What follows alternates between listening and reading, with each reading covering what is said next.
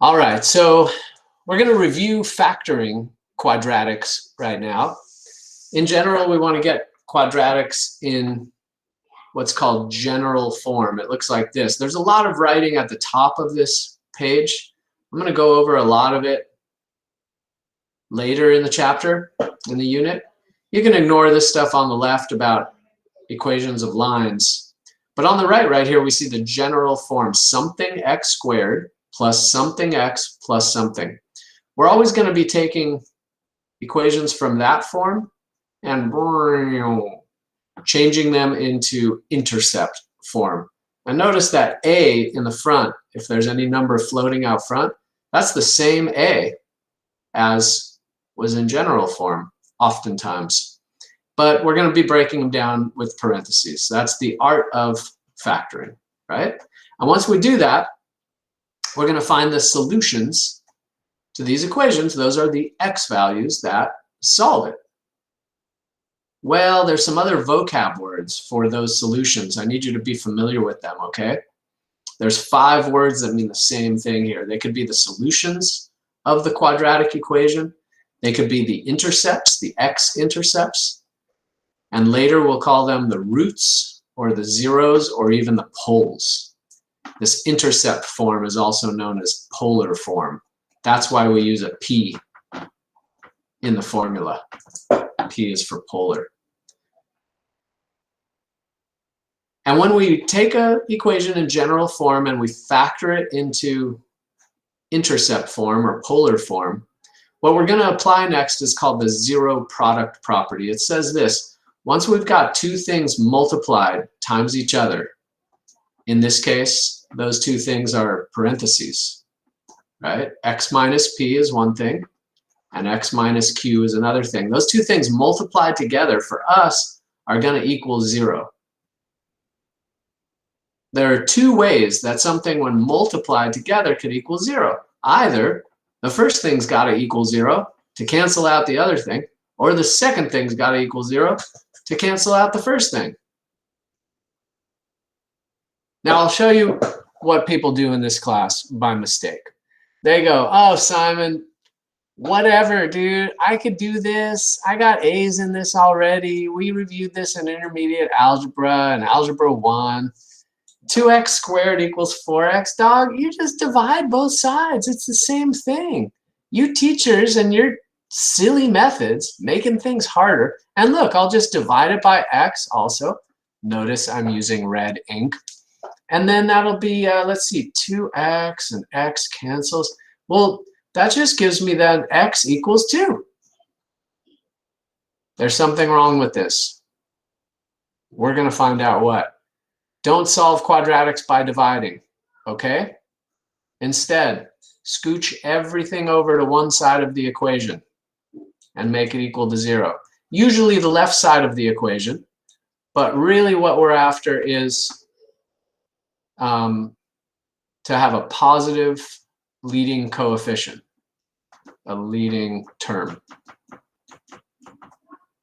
That says positive, not positire. Okay, so we're good to go on this one. Over on the left side is 2x squared. That's positive. I'm going to scooch the 4x over to the left side also. I myself am getting this party started with 2x squared minus 4x equals 0. Next mistake people make. Well, the biggest mistake they make is to go with the quadratic formula. No do that. Stay away from the quadratic formula. You got to trust me. This list is going to grow all week next week with more and more methods. And method number 1, factor. Just learn to love it. And when you factor, the next mistake they'll make is they'll go straight to double parentheses. Because people think factoring means double parentheses.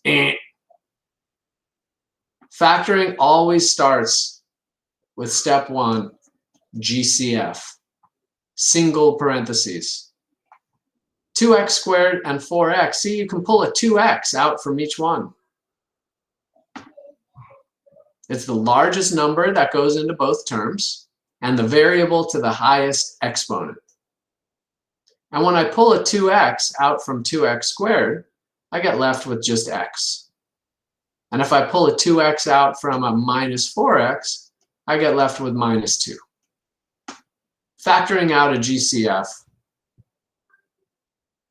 Last up, here comes the zero product property. See, I didn't need double parentheses at all. Something, 2x, times something else, x minus 2, equals 0.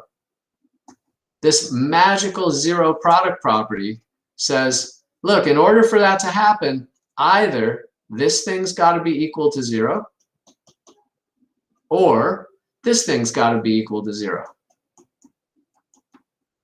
Only by that would one of them make the other multiply to equal 0, right? You solve this one, you get x equals 0. You solve this one, you get x equals 2. Bam. Curly brackets, 0, 2. You can put the word or in the middle, but it's not necessary. That's more of an inequality thing. 2 answers. And 9 times out of 10, there'll be 2 answers. Did you know that whatever this exponent is how many solutions there are?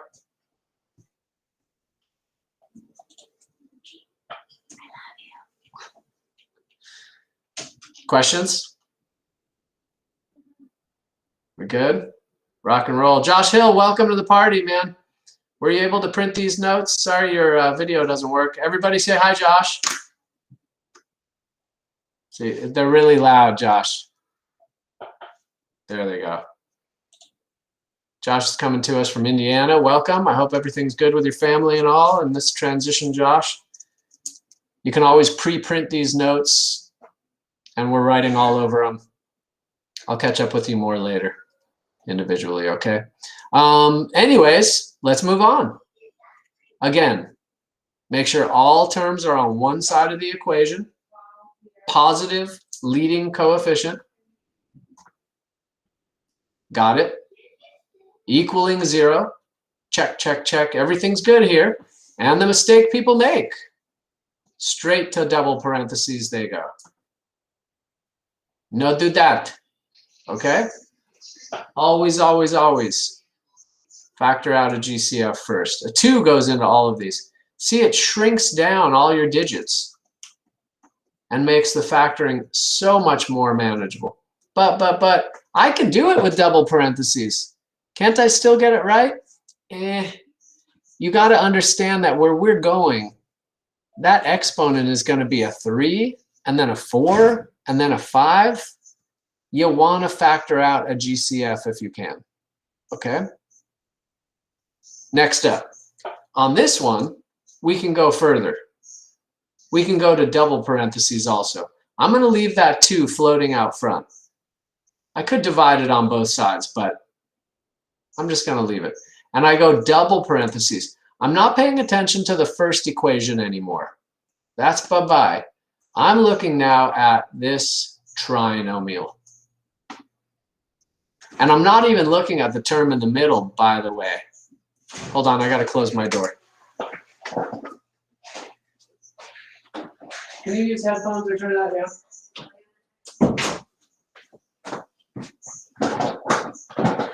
Now, I'm going to be straight with you, P5.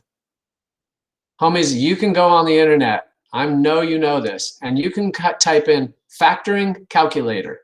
And it's going to factor this thing for you like that. And you could do the 9 problems from your homework using the factoring calculator. And I probably won't know the difference until it comes time for the test, when I'm going to pop you for not understanding what the heck you're doing. Look, this is your homework. It's a worksheet. Submit your work, take a picture, upload it to Google Classroom. 9 problems, that's all. Please, I swear I'm going to test you based on your understanding. The tests are tricky. It's not just factor this now without Google.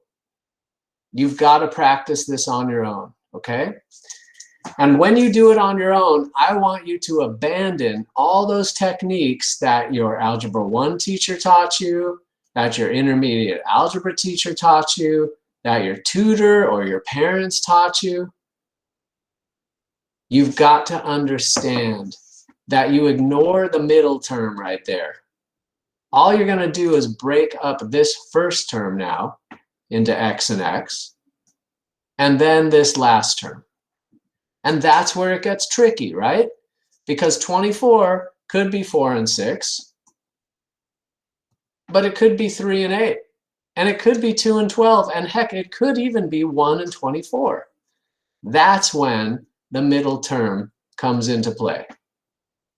But again, I'm not using this Xbox technique or this like genetics thing. I'm just, please, everybody, you gotta trust me because I'm the only one here who knows where we're going. You've got to understand just a simple, old-fashioned guess and check method. I break it up into a 4 and a 6. I see that it's a positive 24, but I am suspicious about that minus sign in the middle. How is that gonna get in there? So I put in a -4 and a -6 instead. And it says to check it by foiling, but we don't really need to check the first and the last term. I know it's going to make an x squared and a 24. That's why I picked them. I really just need to check, do the outside and the inside terms when I double distribute this stuff, when I FOIL it out, do they give me a -14x? So I'm going to check the -4x, that's the inside, and the -6x, that's the outside. Dang it. That makes -10x. Everybody, I'm going to call this the happy face. See the happy face right there? Under the rainbow. Oh, there's unicorns and leprechauns and stuff. And maybe some tasty cereal too, like Lucky Charms. Dang it. It made a -10x. It didn't work.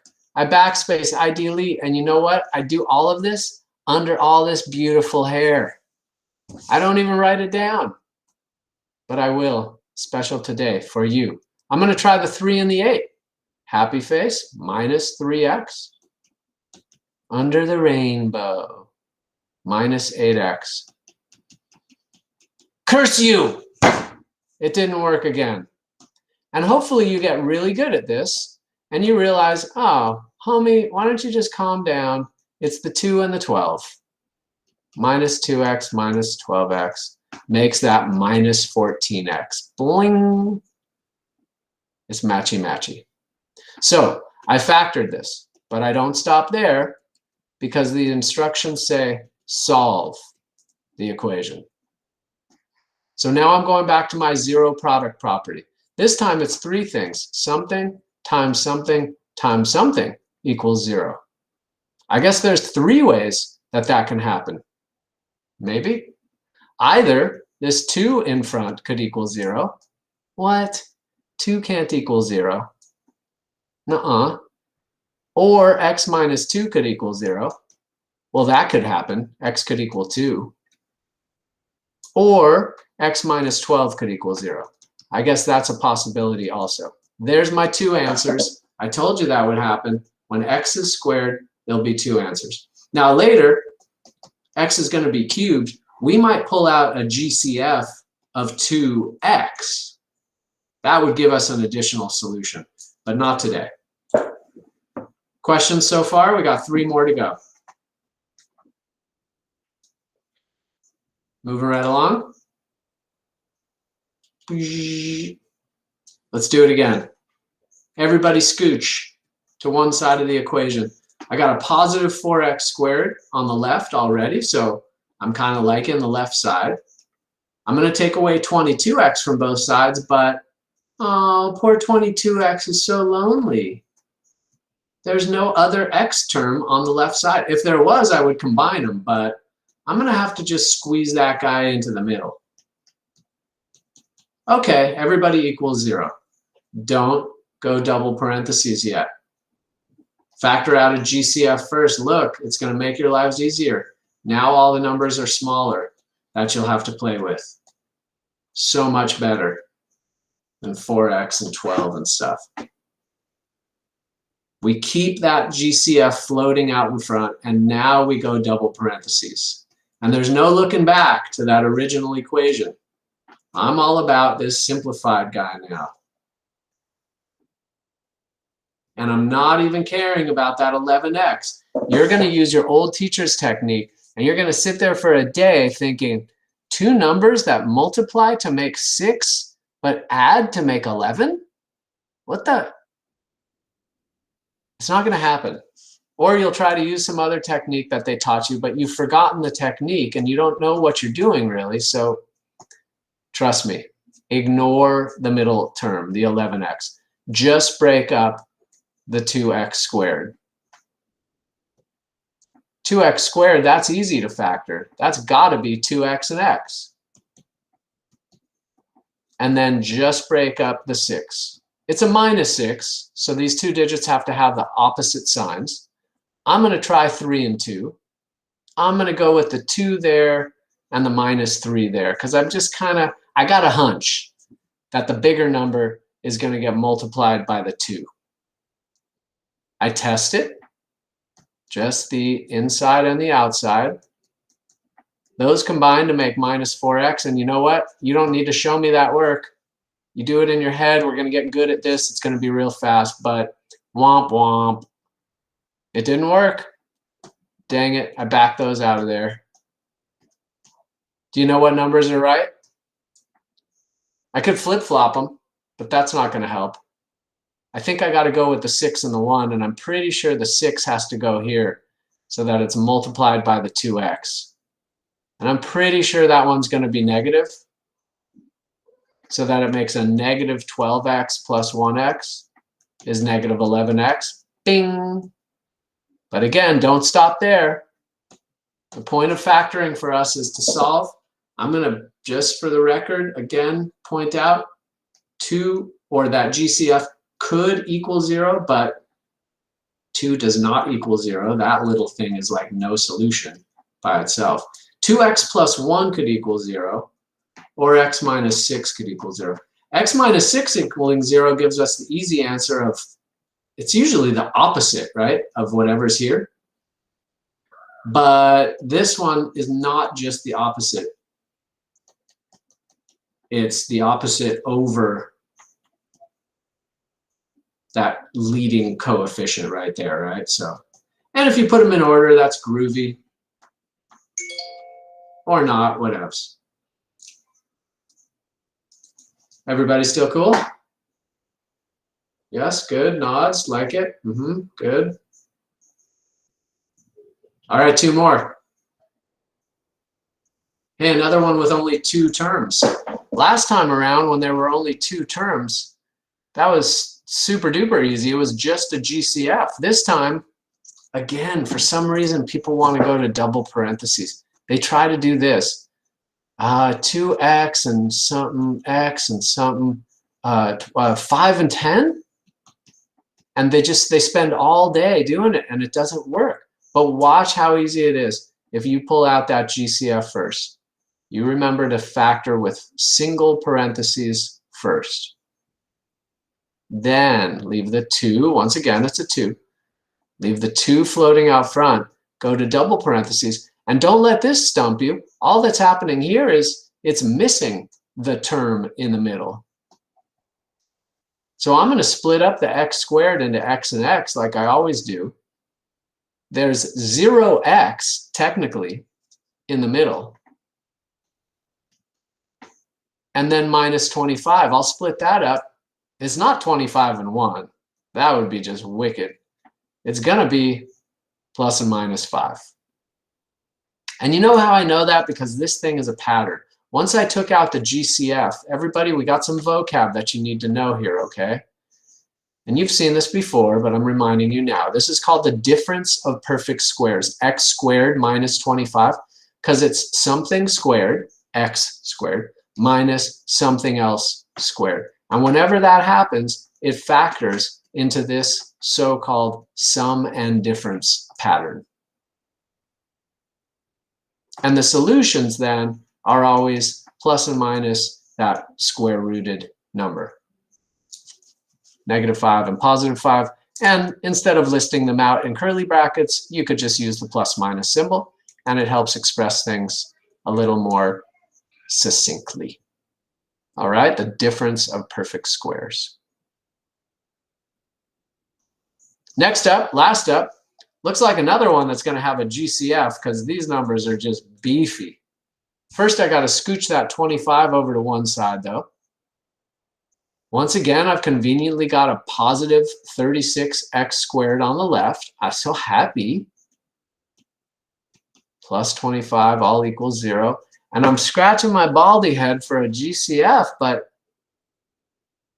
36 and 60, that would be a 6. 60 and 25, that's a 5. But all three of these, womp womp, there's no GCF. And I'm kind of tripping because these are big numbers. I'm not so happy about going to double parentheses. 36x squared, that could be 4x and 9x, 2x and 18x, 3x and 12x, sheesh. But whenever you see a perfect square, you want to suspect, is this maybe a perfect square trinomial? When I break up a perfect square, hey, perfect squares are all those numbers on the diagonal of your times table, right? All those guys. I see one on the front, I see one on the back. Again, remember I said, ignore the middle term. The middle term doesn't have to be a perfect square for this to work. But the first term, I'm going to break it up into its square roots. The last term, I'll break it up into its square roots. I'll look at the sign real quick in the middle and see that that's a minus sign. So I bet you these are both minuses then. They got to multiply to make a positive 25. So they both have to have the same sign. And somehow there needs to be a minus sign introduced. I make them both negative. And I'm going to check now, once again, that happy face, minus 30, oops, minus 30x, under the rainbow, minus 30x. And what do you know? That equals minus 60x. And like 19 times out of 20, that'll work to take the square roots. One time out of 20, you might have to play with the 9x and the 4x, or even a 25 and a 1. But usually this works. You want to know when it works? It works, you paying attention here? This is big honors level stuff. It works when this term in the middle is twice the product of the two square roots. So I square root those things in my head, the 6x and the 5, and I go, let's see, if I multiplied those, that would be 30x. And if I double that, that would be 60x. Oh, yup. This is a perfect square trinomial. Big one for you here. That's a mouthful. It's when we have a pattern that's something squared, and in the middle, it's twice the product of each of those square roots. When that happens, that thing will always factor into something minus something, whoops, or something plus something, all squared. Right? We could express it that way because it's 6x minus 5 times 6x minus 5, so it's two of them. That means that, would you call this one solution? Or would you call it two solutions, but they're both the same?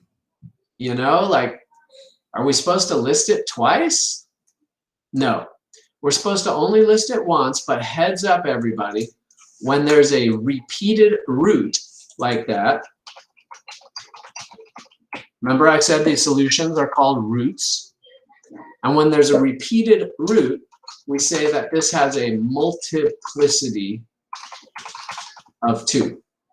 That means that root happens 2 times. And we're going to see these things have multiplicities of 3 and 4 and all sorts of repeated roots. So this last example is where we're going to be spending a lot of time. But for now, I hope you've enjoyed this review of factoring. You've got to do assignment 5.2, practice C. But just those numbers 31 through 38.